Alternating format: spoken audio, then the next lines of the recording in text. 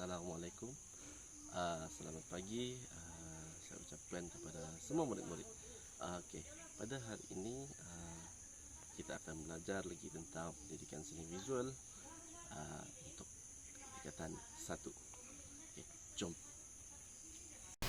Hai, kita jumpa lagi di dalam pendidikan seni visual tingkatan 1. Okey, sebelum cikgu mula pembelajaran pada hari ini, cikgu nak kamu lihat gambar di tepi cikgu ni.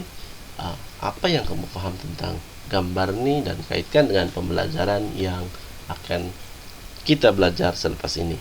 5 saat. 1, 2, 3, 4, 5. Okey, done. Okey.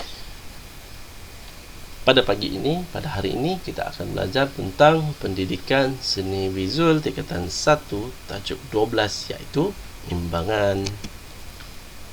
Sebelum mula pembelajaran, suka cikgu ingatkan tentang objektif pembelajaran.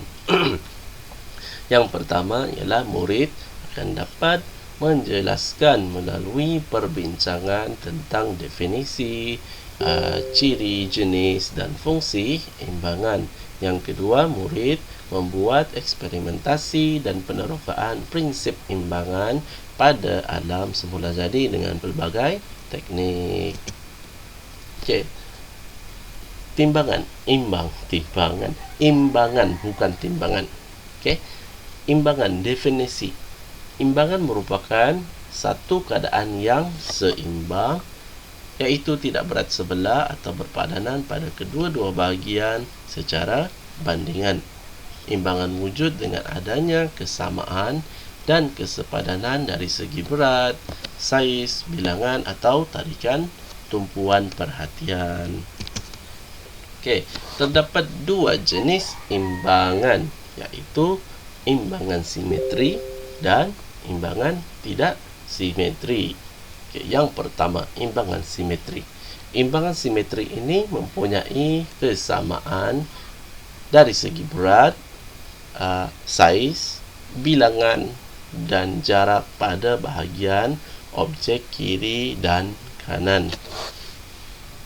Contoh dia ialah, cikgu bagi contoh handphone cikgu ni. Dia mempunyai imbangan simetri. Sama sahaja kalau kita garis pun, garis di tengah, garisan paksi di tengah, kiri dan kanan objek ini kelihatan sama. Okey, imbangan tidak simetri.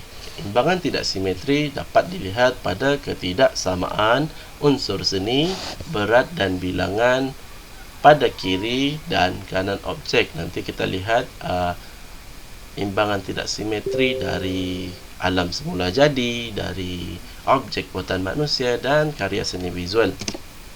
Okey, ini merupakan contoh alam semula jadi yang mempunyai imbangan simetri. Kita ambil contoh di sini, pepatung dan ketam. Cuba kamu lihat pepatung tu, kalau kita garis di tengah, satu garisan paksi di tengah, sebelah kanan dia sama, sebelah kiri dia pun sama dan mempunyai imbangan yang sama lah, mempunyai dari segi saiz. Sama juga dengan ketam ni. Okey. Yang ini pula ialah objek buatan manusia yang mempunyai imbangan simetri. Dapat lihat kan, kasut tu sama saja dengan kiri dan kanan dia, dia tidak berbeza. Okey. Begitu juga dengan kipas tu. Dia mempunyai imbangan simetri yang sama. Kalau pada karya seni visual pula, kita tengok di sini imbangan simetri dia sama dari kiri dan kanan. Kalau kamu garis di tengah garisan paksi, sama sahaja. Okey.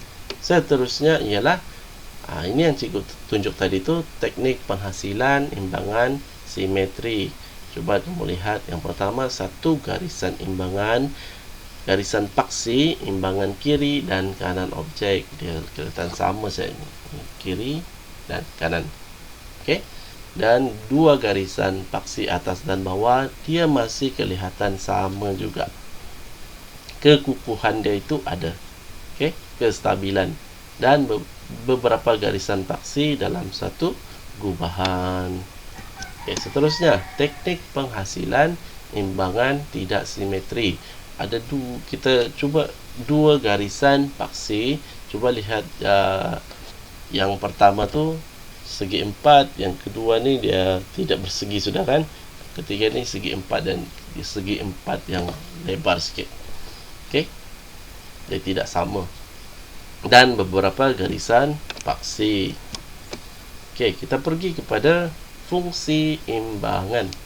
Fungsi imbangan simetri dapat memberikan kesan stabil, statik, kukuh, tegap dan harmoni. Nanti kita lihat contoh dia di slide selepas ini. Dan imbangan tidak simetri mewujudkan kesan variasi, ketegangan, penegasan, kepelbagaian dan tumpuan perhatian. Dan ini imbangan simetri pada alam semula jadi.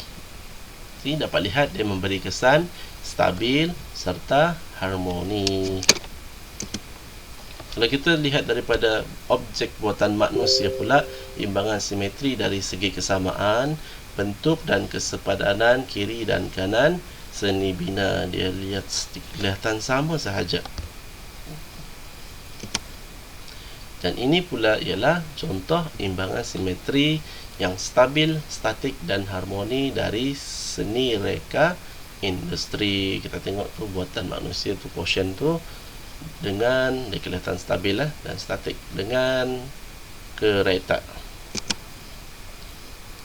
Kalau ini imbangan simetri dari motif yang digunakan di dalam tununan. Cuba kamu ambil kamu punya ibu punya kain, kamu lihat corak motif tu biasanya motif akan bercorak simetri. Dia bila kita buat satu garisan paksi pun di sebelah kiri dan kanan itu sama.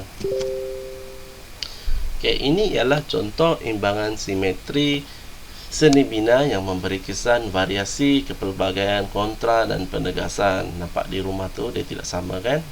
Dia memberikan kesan kepelbagaian, kontra dan penegasan. Okey, kita lihat pada alam semula jadi.